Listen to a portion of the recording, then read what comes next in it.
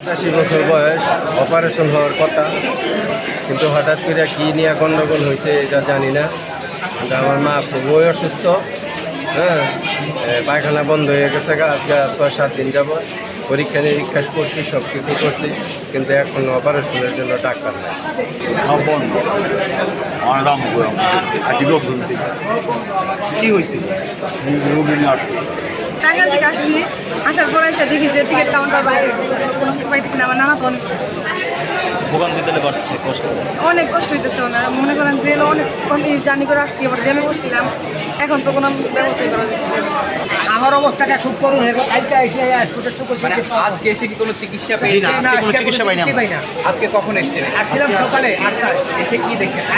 আয়ার কোনো ডাক্তারই পাই না, আমি কিনা কিন্তু দেই না। ব্যথার ওষুধ নেই, কোনো কিচ্ছু নাই। ব্যথার ইঞ্জেকশন দেয় না, কোনো কিচ্ছু দেয় না। এই যে ট্রিটমেন্ট, এই যে এগুলা করে না, ড্রেসিং মেশিন করে না, কোনো কিচ্ছু চিকিৎসা করি না। আজকে আমি এখানে আসার জন্য দেখলাম, আমি নিজে রুগী, এখানে কি অবস্থা আছে এটা আল্লাহ বিনা কেউ জানে না। আর আমাদের এটা সমাধা হতে অনেক সময় লাগবে, অনেক, যার খেসার কোনো শেষ নেই। সমস্যার মধ্যে পড়ে গেছে। এই জন্য কিছু বহিরাগত লোক ছাত্রদের সাথে ছাত্র নামদারি কিছু তারা প্রতিবাদ হালকা করতে পারে, কিন্তু তাদের সাথে যারা জড়িত ছিল, আমরা মনে করি এই ছাত্রদের নাম্বার নিয়ে যারা এই অপকর্মগুলো করতেছে তাদের দৃষ্টান্তমূলক বিচার হোক। ঠিক আছে। আমি এখন ঢাকা মেডিকেল কলেজ হাসপাতালের বহির্বিভাগের সামনে আছি।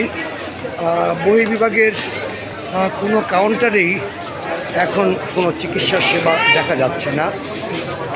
হাসপাতালের নিরাপত্তার দায়িত্ব থাকা আনসার সদস্যরা সাদা পোশাকে ডিউটি পালন করতেছেন, কিন্তু কোথাও কোনো রোগীর সেবা নিতে দেখা যাচ্ছে না, পুরোটাই প্রায় খালি দেখা যাচ্ছে। আমরা যদি একটু বিপরীত পাশে যদি দেখাই তাহলে দেখতে পাবেন যে